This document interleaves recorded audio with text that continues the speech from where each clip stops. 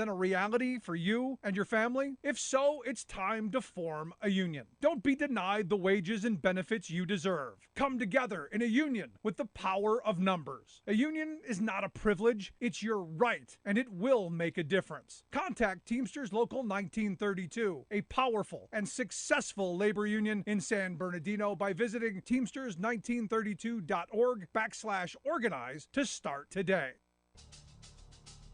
Now, here is the voice of the working class, Rick Smith.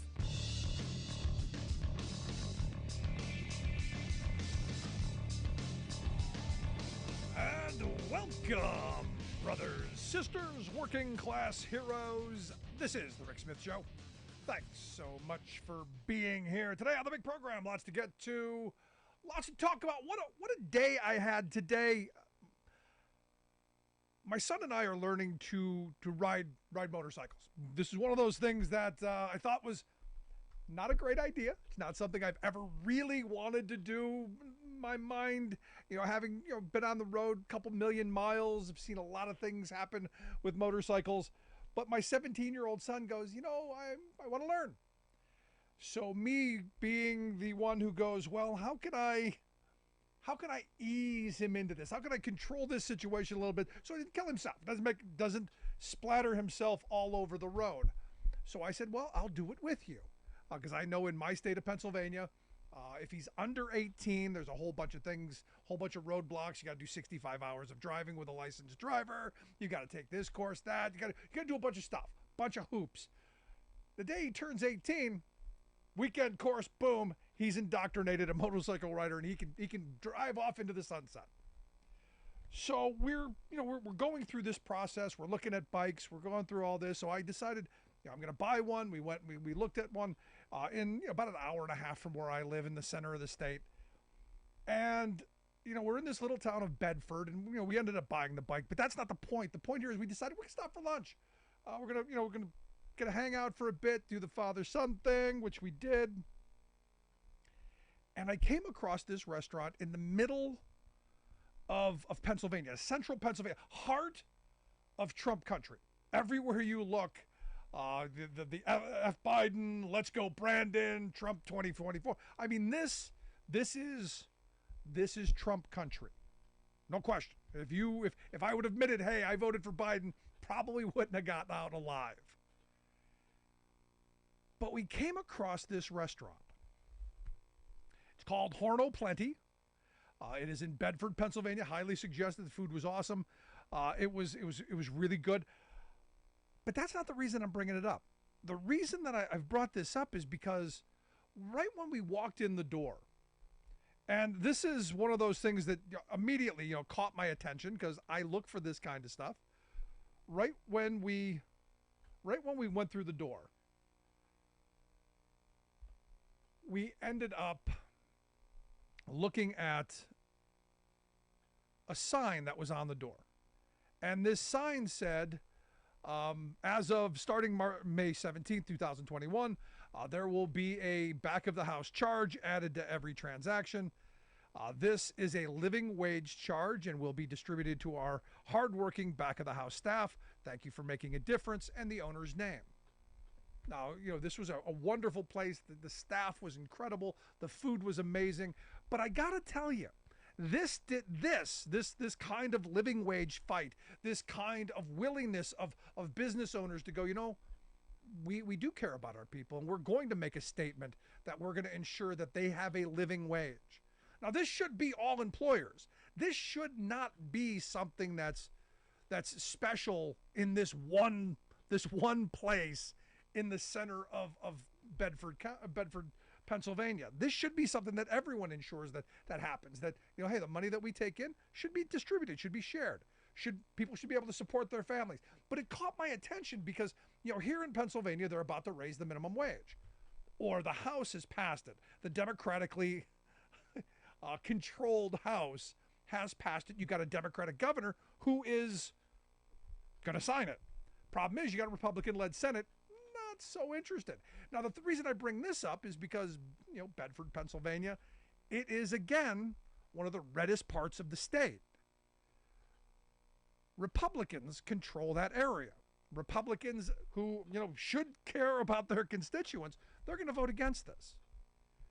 And, some conversations came up, with the waitress who was fabulous. The staff people were incredible. But, these workers get a living wage. They get time off.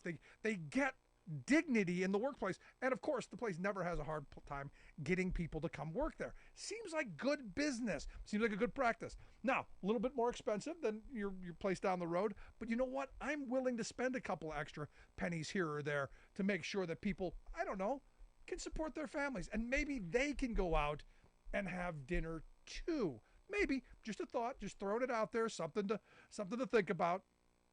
But this is one of those moments where you go, maybe, just a thought, just throwing this out.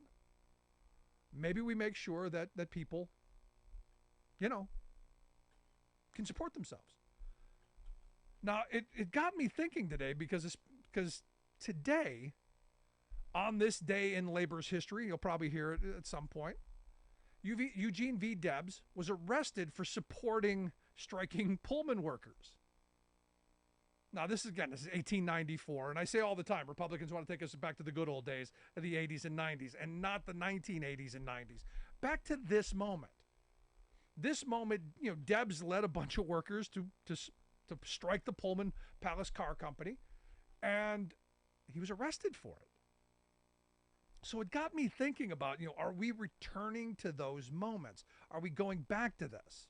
Because understand, we're in a moment right now where Republicans, through policy, have undone a good portion of the 20th century. This is not my grandparents' country. This is not. When they were in the heart of their work life, you could work hard, play by the rules, and get ahead. You could support a family on one income. You could buy a house. You could buy a car. You could take vacations. You could send your kids to college. You could do all kinds of things in my grandparents' America that families today cannot. One income doesn't support a family anymore. In fact, I argue it's no longer two incomes.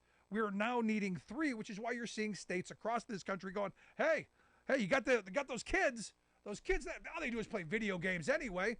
Get them back in the mines. Let's get them to the slaughterhouses. Let's get them back to work.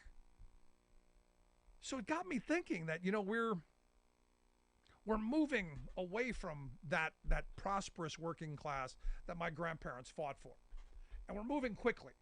I mean, it's quite remarkable how fast the Republicans can move government when their overlords, the moneyed interests, tell them what to do.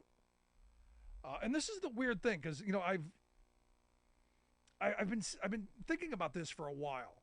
Republicans have basically been bought and paid for it, and a lot of Democrats too. Our politics seems to be bought and paid for. Dark money, super PACs, you name it. To run a campaign, you need a huge amount of money. So average everyday working people, they don't have a shot. And I think average everyday working people feel that. Not to mention our politics are gerrymandered and things are rigged before a vote is even taken. So when I hear people, we're going to stop the steal, when? There are states, Pennsylvania here a couple of years ago, the majority of people in this country voted for Democrats. The majority, by like 1 million votes. Democratic candidates got an excess of 1 million votes in this state. And I think they only won 5 of the 18 seats because of how things are rigged, how the lines are drawn, how creatively our lines can be drawn in a way that you can lose by 1 million votes and still have an overwhelming majority. They own the media companies, they own, you name it, talk radio, they own the message machine, which is how, an economy that's doing really well, everyone thinks is terrible because they're constantly reinforced. It's bad. It's bad. So what's happened is they've rigged the courts. They've rigged our politics. They've done everything that they can possibly do to rig what we see and think and understand can happen.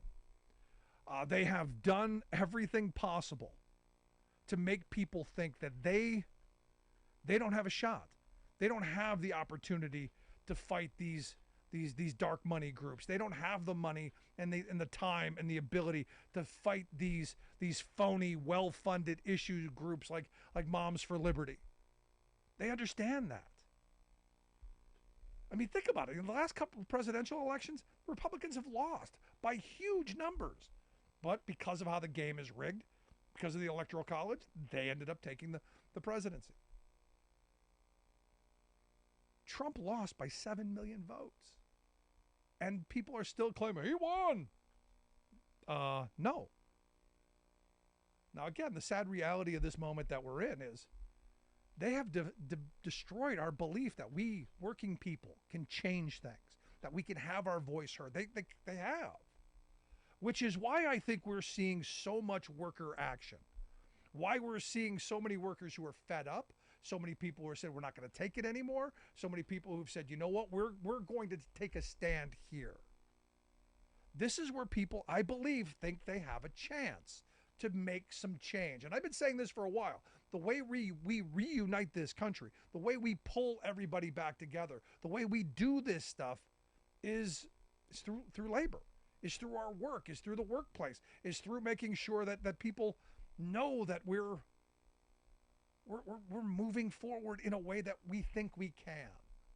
And this again, I keep coming back to this moment that we're in. We think everybody I talk to is, basically in despair about the future of politics, because it's turned into a bunch of clickbait, a bunch of, the most crazy, obnoxious things get the most attention. It becomes what's the worst of us instead of what's the best. Like this little restaurant in the middle of central Pennsylvania who's saying, hey, we're going to take a stand. We're going to help ensure that our workers have dignity, that our people in this one little place, this one little tiny fresh restaurant, that they're going to have an opportunity to lead a decent life. And we went across numerous states during our Working Class Heroes tour. And the reality is we heard this kind of stuff over and over. People want to make sure that their work is rewarded, that they get dignity in the workplace, that they have the ability, that when factories come back, and Biden is doing a great job in this moment of reshoring manufacturing and investing in infrastructure to create those jobs that are going to help do that. But giving people that identity of work and that identity of being able to take care of themselves, that's the message. And if whichever side picks up on this, and again, I don't know. I think the Democrats are doing a great job. Just need to do a lot better messaging. But if Republicans ever pull their head out of the sand instead of spending all their time worried about, we're going to fight the woke. Nobody cares about that. They care about how they can put food on the table. They care about how they're going to take care of their kids. And all we're getting out of Congress right now is next couple of weeks, all we're going to hear are hearings about the woke. All we're going to hear is, you corporations, you dare to mention the word transgender, we're going to cancel you. And they're all happy. They're all happy. We've taken down Budweiser. What have you done to make people's lives better? Answer, zip. And they're not going to. This is where I keep coming back to. Eventually, we working people have got to stick together, regardless of the red hat or the blue hat. We got to get back to putting on the hard hat and getting back to work. And this is one of those moments. But I want to thank the good folks at Heart O' Plenty in Bedford, PA. I highly suggested there. Horn O' Plenty. I think that's what I said. But it was fabulous. And I want to hear your thoughts. Do you know a place that has this kind of restaurant, bar, establishment that says, you know what? We're going to put it right on the door. We are going to take care of our people. I want to hear it. Email me, rick@thericksmithshow.com. Going to take a quick break right back after this. Stick around. You're listening to The Rick Smith Show. We're working people. Come to talk.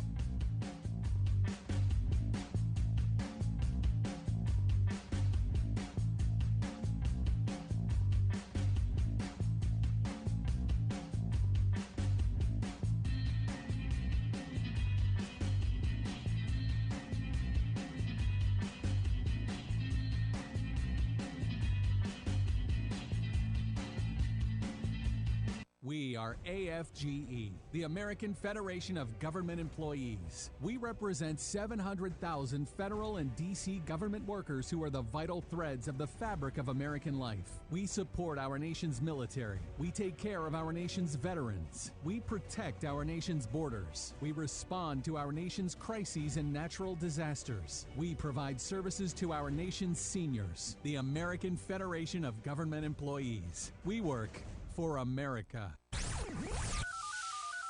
phone lines are open. Give Rick a call at 1-866-416-RICK. That's 1-866-416-7425. We are AFGE, the American Federation of Government Employees. We represent 700,000 federal and D.C. government workers who are the vital threads of the fabric of American life. We support our nation's military. We take care of our nation's veterans. We protect our nation's borders. We respond to our nation's crises and natural disasters. We provide services to our nation's seniors. The American Federation of Government Employees. We work for America. Welcome back to the Rick Smith Show. Now, here is Rick Smith.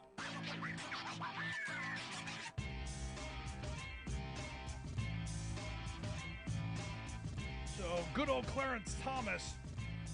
Clarence is back in the news, and there's a really great article over at the New York Times over the weekend, which I thought was fantastic, and basically said exactly what I said from the beginning.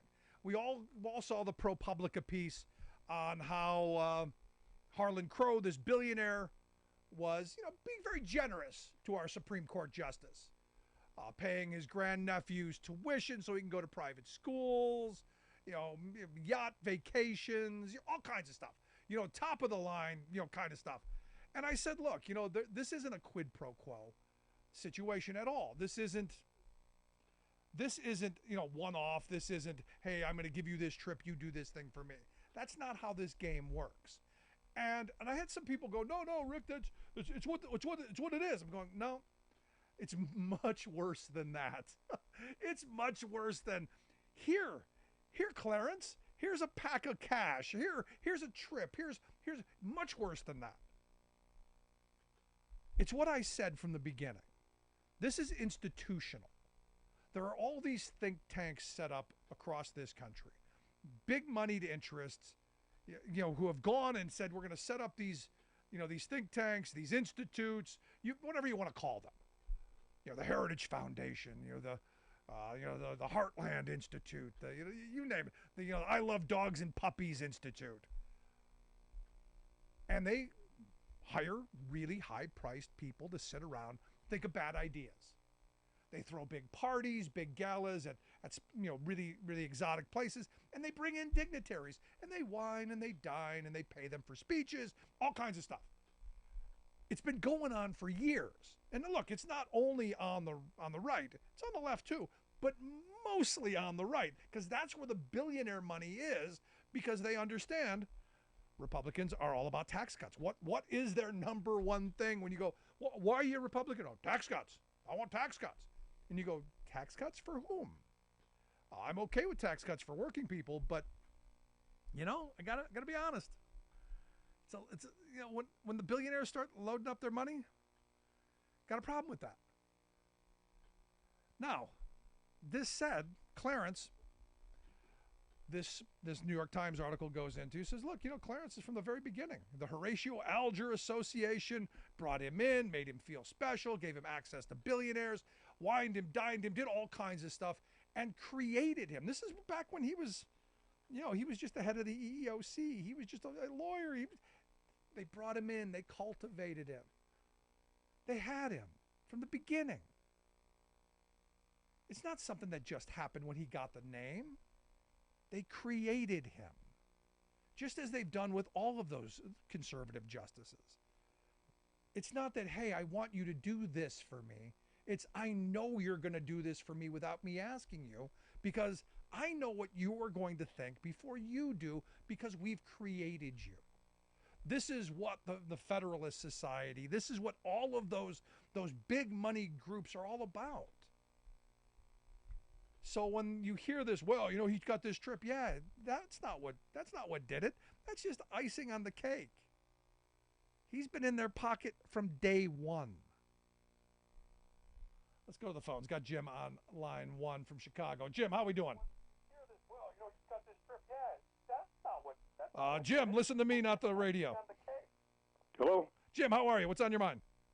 I'm good. I have a comment to make about all this people getting all upset on the right about the woke.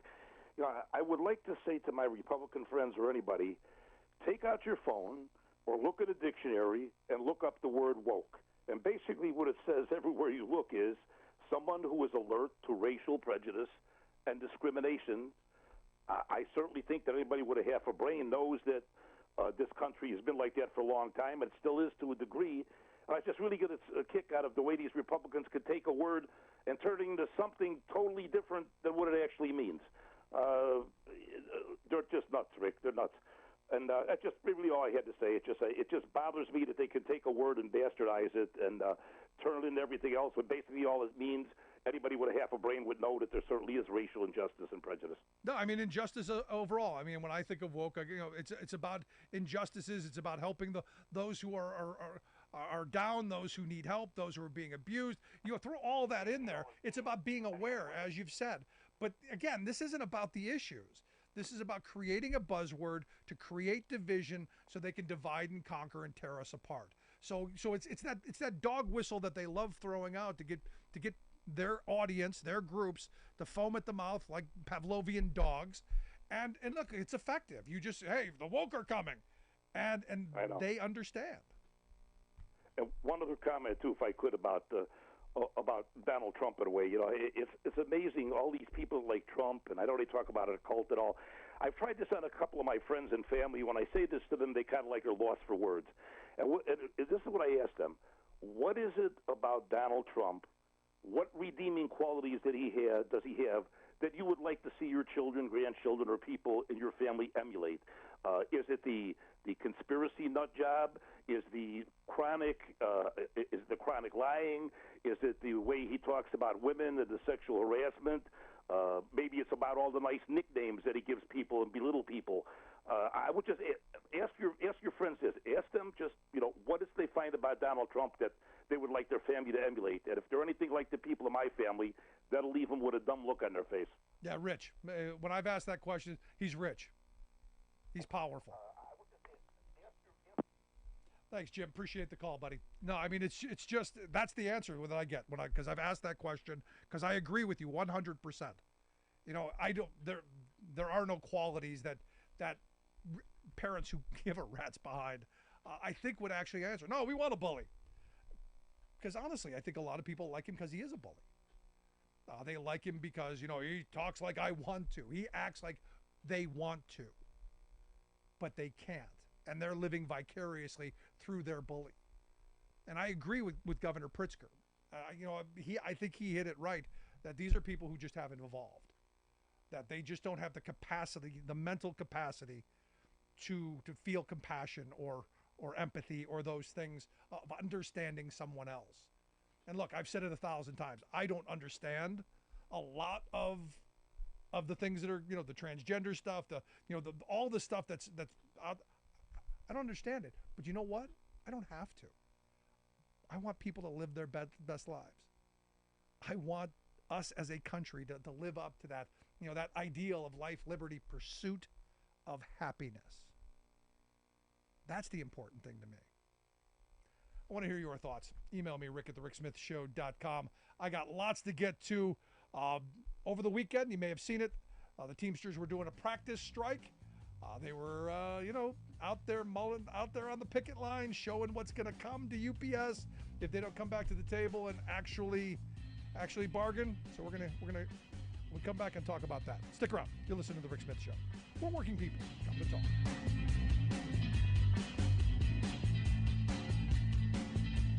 I'm Rick Smith, and this is Labor History in 2.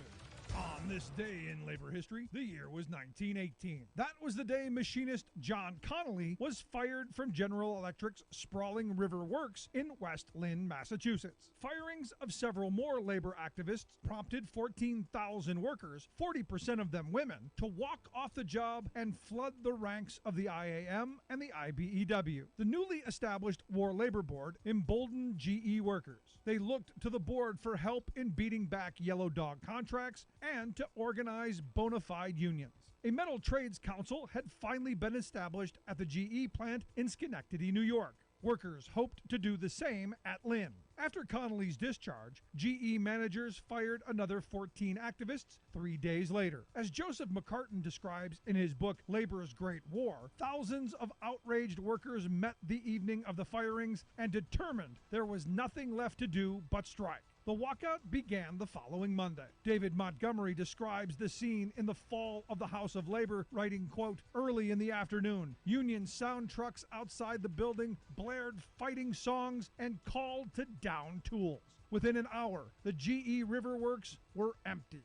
The strike lasted 3 weeks. In that time, strikers defeated attempts at arbitration, demanding the board rule on their behalf as it had done for GE workers in Schenectady. In October, the board adjusted wages, ordered reinstatement of all but 2 of the fired workers, and established minimum pay for women. It also ordered the election of shop committees. Lynn River Works was now 95% organized. Victory was short-lived, however.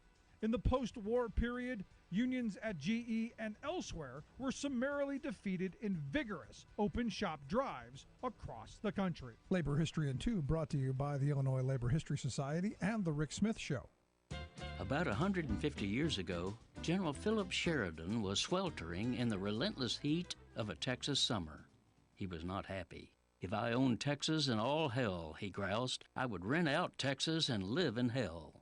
Summer has always been hot here, but 2023 has been something else, thanks to a hellish heat dome that has been baking us since late spring, sending daily temps up to 116 degrees.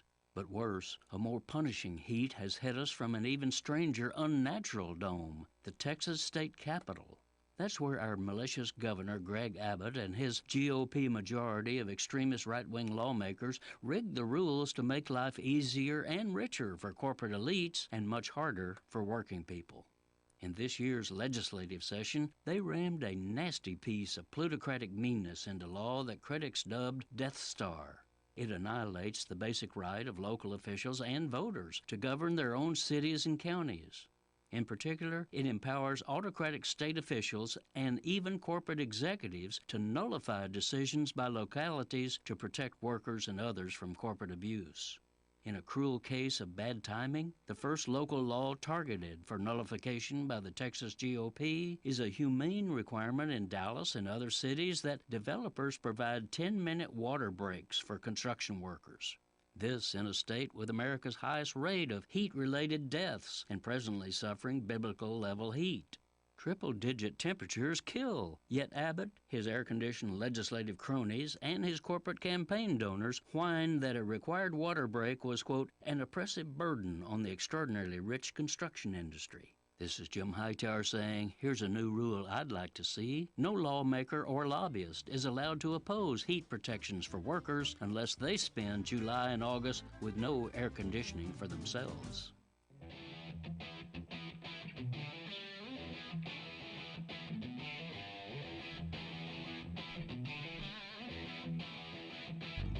Welcome back to the Rick Smith Show. Now, here is Rick Smith. So over the weekend, and we talked about this on Friday, over the weekend, Teamsters across the country went out and did an informational picket. Solidarity Saturday.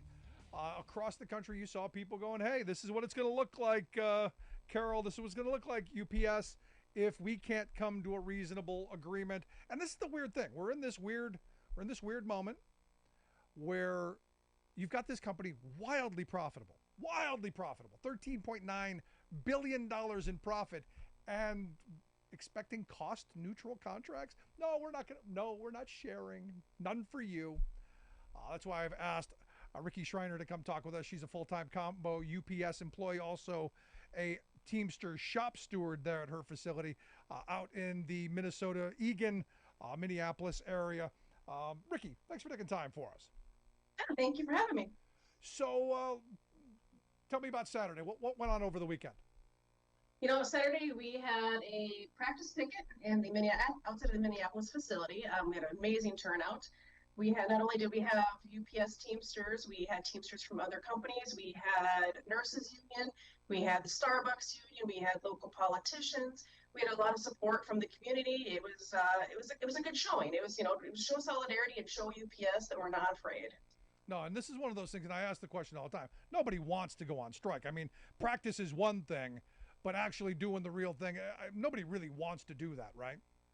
That is correct. If we do it, we're being forced to do it. Honestly, it's UPS is holding the cards right now. If we go on strike, it's because that's what they've decided.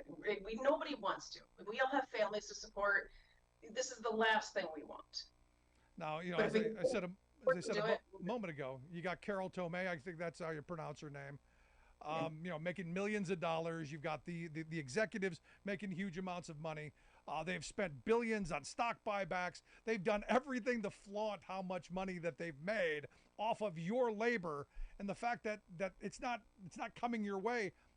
I think we as working people across the country should have a problem with. Oh, absolutely. They made record profits during the height of the pandemic. And we were working holidays and weekends to make sure that company stayed afloat. And to keep up with the demand. And this is what we get. It's a slap in the face. So back to the hero, back to the essential worker, back to all of that stuff. Nice words, but no dignity and respect in the paycheck. Is that what you're telling me? Absolutely not. It's I guess everything that we've been put through the last couple of years, they have been built off. UPS is the largest, most successful shipping company. There's no doubt about that. And it's because they've built it off of union labor. We are dedicated to our jobs. We have put everything into that job to make it a successful company. And for them to come back to us and just, here's some chump change. Thanks for the effort is an insult. Now, as I understand, and again, I've been following this very closely, UPS is out there saying, hey, those drivers, those package drivers, they make $93,000 a year. Those feeder drivers make, upwards of $100,000 a year. They're making huge money. What do you say to that? Well, they got what they paid for. Once again, they are the most successful shipping company. You pay your people well, they will take care of you. You take care of us, we will take care of you. Now, I used to work for a company years ago that, they used to tout the fact that they had a 1% turnover rate. I was a unionized trucking company. That was a selling point. We've got a 1% turnover rate. We've got dedicated quality employees doing the best job possible. And we've got this, we don't have the turnover that all those other people have. Is it the same way at UPS? I don't know if they tout that or not. They probably should. I mean, like I said, people stay at UPS because they know that it's a job that they can retire from. Because they are paid well. They are a part of a union. They have a union backing. They have good insurance. They have a retirement. They can retire with dignity.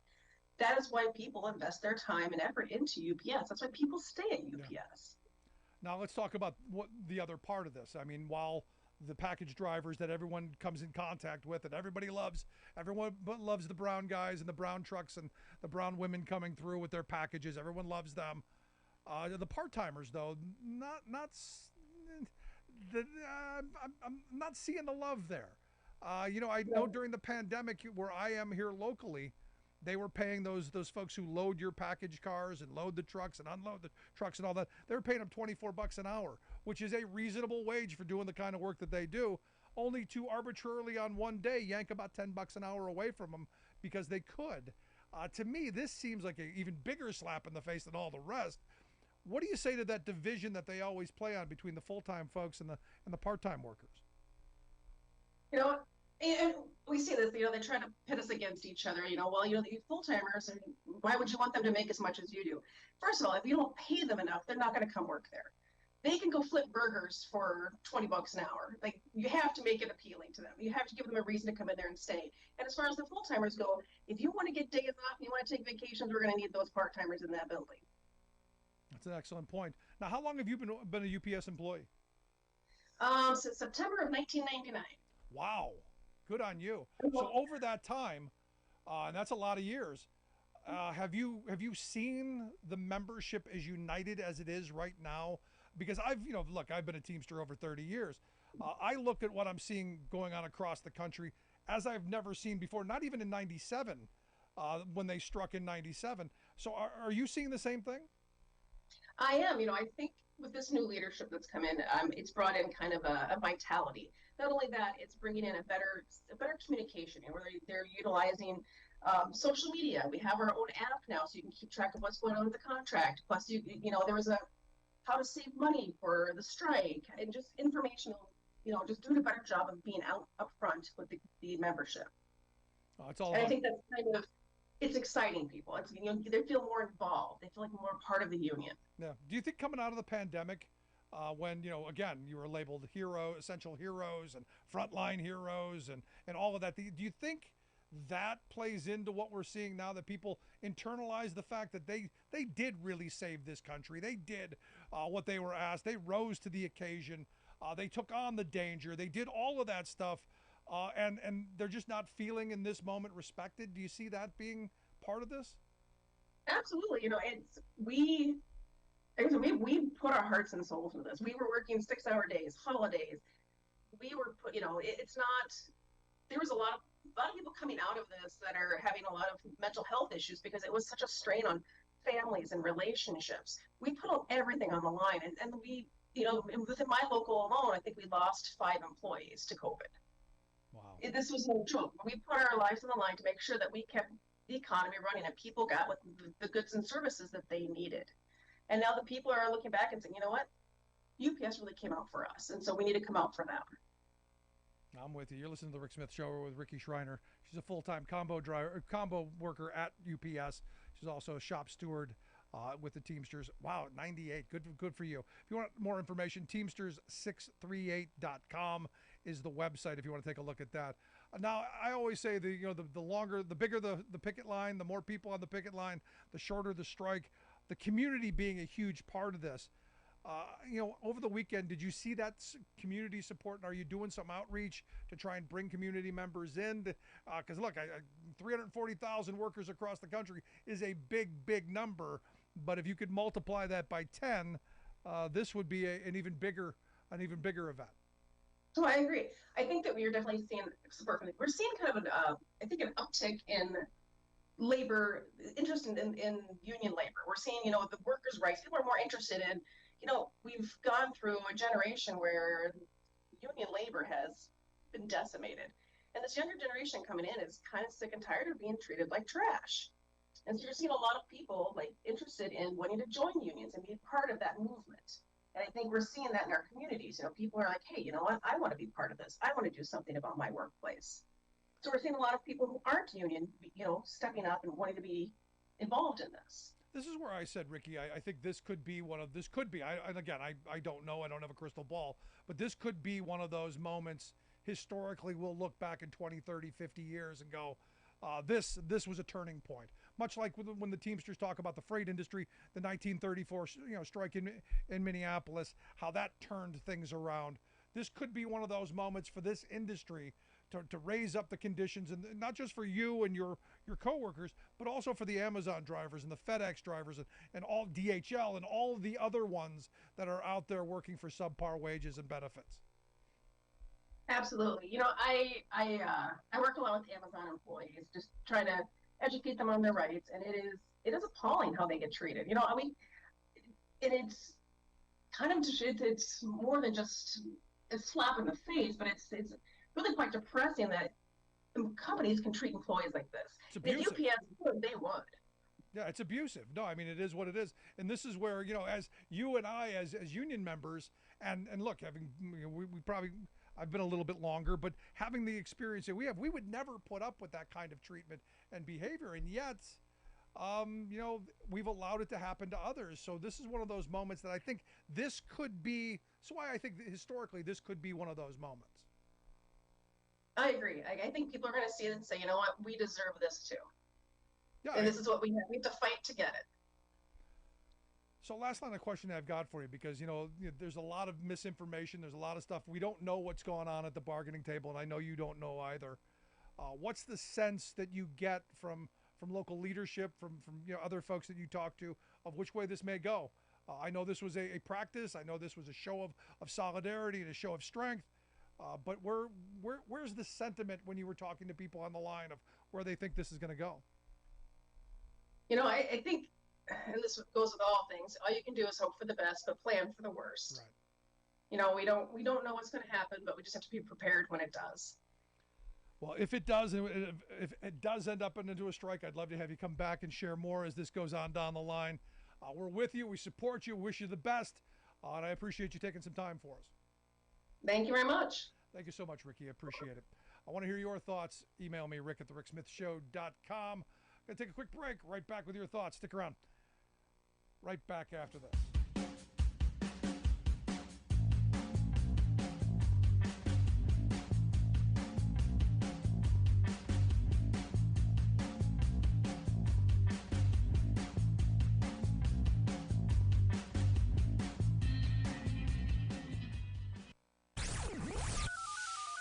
The phone lines are open. Give Rick a call at 1-866-416-RICK. That's 1-866-416-7425. I'm Rick Smith, and this is Labor History in 2. On this day in labor history, the year was 1894.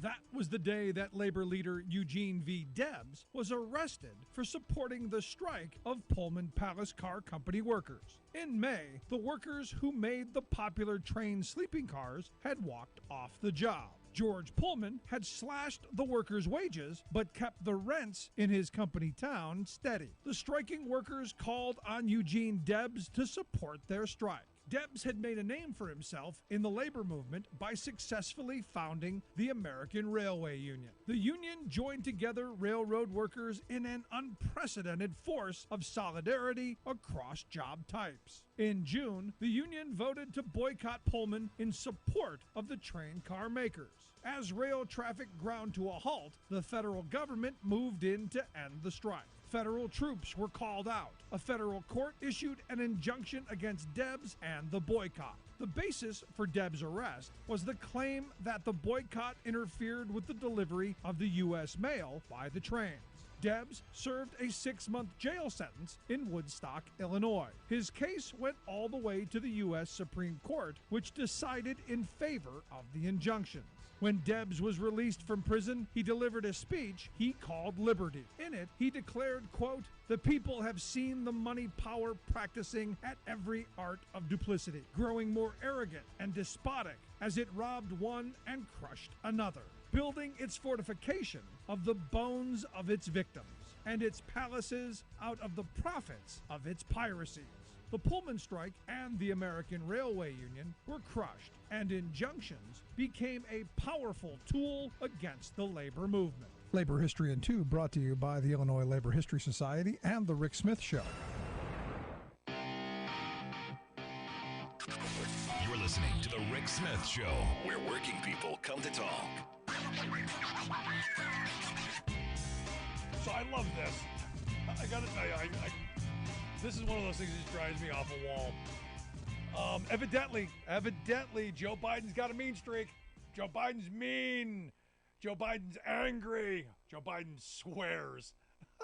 Really? Joe Biden swears? Don't you remember when Obama thing came through? Remember when Obamacare came through and Biden said, this is a BFD? You kind of knew back then. But evidently, according to reports, and it's just coming out now, breaking news from the Washington Examiner. Breaking news. Breaking news. Breaking news. Biden yells at staff members. Biden yells at staff members. Biden says the F word. Biden says, "Don't BS me." Biden says, how the blank do you not know this? Biden says, "Get the blank out of here." Really? Yeah, evidently angry. And what the weird thing is if you listen to conservatives, If you listen to conservatives, you got your Sleepy Joe, you got your doddering old fool, they sleep all the time. I don't know which narrative to buy into. I just don't. Because I went back and I looked at some Washington Examiner headlines. Sleepy Joe Biden appears to nod off. Trump welcomes Sleepy Joe. Video of Trump singing Merry Christmas while Sleepy Joe goes viral. Evidently Snoop Dogg had a Sleepy Joe OG cannabis. But, now he's this mean ogre. And understand, everybody yells. They use this because they got nothing else. We can't attack him for anything else. Let's just say he's mean. And they do this to women all the time. No, she's you know what. It's, again, quite remarkable. Let's go. Let's see who we got on line one. What's your name and what's on your mind? Well, I guess it must be me. Alice! Happy birthday. How are you?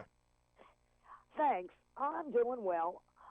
I wanted to go back to when you were talking about the Supreme Court. Did you read Mitch McConnell's editorial in the Washington Post today? I did not. Must have missed it. Basically, he said he didn't know why the Democrats complained because the Supreme Court votes against the things that conservatives want. And I thought, really? And that's why we've been making all these decisions against, I don't know, abortion and the EPA and everything else. It's just insane. You're going to have to read the article. I'll have to send you the link to it. Well, please do. By all means, I'd like to see it. I mean, it's interesting to see where people's attitudes come down on this stuff. And look, at the end of the day, conservatives have got what they wanted: tax cuts for the rich. Did I mention tax cuts for the rich? And a culture war that keeps us divided, so that the tax cuts that they give to the rich, we never really complain about. Exactly. It's crazy. And I look at it this way. I think the new thing is called buy your own conservative Supreme Court justice. I think it's like a thing among the billionaires and millionaires, where they buy one and then proceed to promote him and get him on the Supreme Court. No, I mean, it starts right out of college. I mean, it's like the CIA does. They get you right out of college. You want to talk about grooming? You really want to talk about grooming? This is Clarence Thomas was groomed. Brett Kavanaugh was groomed. Samuel Alito was groomed. They were all groomed. Amy Covid Barrett, all groomed. All of them. John Roberts, you name it. All of the conservative justices groomed from day one. So they don't have to pay them for their decisions. They know what they think because they've trained them to think how they think. So is it surprising that they go with them all the time? No, it's not surprising at all. It's why they're there. I totally agree. But you have a good evening, Rick, and I'll send you that link. I appreciate it. Thank you, Alice. And again, happy birthday. No, my mind is very clear on this, and it should be for all of us. This is one of those things where you go, what has happened in our politics over the last 50 years is that the moneyed interest, you can thank Kennedy for starting this. You start cutting tax rates down from 92% down to 70 when Kennedy was president. And it was the same thing. We're going to close the loopholes so they don't get to avoid taxes. And then right away they start giving those loopholes back because they lobby for it. Why? Because they want more money. Reagan comes into office, takes it from 70% all the way down to 28%. Because in 71, you started the Heritage Foundation out of, Justice Powell, Lewis Powell, businessman, attorney, moderate Democrat, oddly enough, to soon to be Supreme Court Justice, and his treatise on how to save free enterprise. And how do you do that? You break up the unions, you take over the media, you destroy education, you get people to hate education, and you put out the Donald Trump figure to entertain. You get your voices out there and you flood the zone. And it's what they have done masterfully for decades. Because the moneyed interest, one of the interesting stories I've heard about the National Review. Richard Mellon Scaife, a billionaire from the Pittsburgh area, banking billionaire, would give this group $1 million a year, said, I don't want to hear from you. I want to hear about you. Just go cause trouble. I don't care what you do. Just I want to hear about what you're doing. And they didn't have to go out there and sell ads. They didn't have to sell magazines. They didn't have to do anything other than continue to produce the right kind of content. And this is the media structure that we've been in for a very long time. It's all about billionaires funding their pet projects. And that's all about getting what they want. This is why I keep coming back to when we have the Patriotic Millionaires on. I talk about it. We need to tax the rich at an incredibly enormous amount. There should be no billionaires. But Rick, you know what happens if you become a billionaire? I will be happy to pay a 92% tax if I make $1 billion. There is a point at which you go, the kind of unimaginable wealth that the Musks and the Gates and the Bezoses and the Zuckerbergs and name the list of 1,200 people in this country who've got just obscene, outrageous amounts of wealth. And tell me that we can't get health care? Tell me that we can't make sure that kids get the best education possible? Tell me we can't fund, you name it. You know, and I go back to this Biden thing. You know, Biden's mean. You know, maybe if Obama was mean, maybe we'd have single payer instead of the Affordable Care Act, which, look, it's helped people, but we could have done so much better. I don't know if Obama was a little meaner, maybe. Oh, I don't know. Maybe we would have gotten rid of Taft-Hartley and workers would be able to organize without having to go through the intimidation and the harassment and all of the insanity that we see. You know, just maybe, just kind of a thought. And here's the sad reality. We, the working people of this country, continue to get the short end of the stick and are going to when AI comes along and wipes everything out. You know, someone asked me today, well, do you think we'll ever get single payer? I go, I think so, at some point. At some point, we'll get single payer. And this is how. This is where my mind goes. Once AI wipes out a bunch of jobs, they're going to need guys like me to retire. They're going to need guys like me to go. So as part of the buyout package, senior workers are going to be enticed with, here, we'll give you health care to leave. Because understand, the only reason that we don't have national health care in this country, and the only reason corporate America is willing to shoulder that burden, is because they know that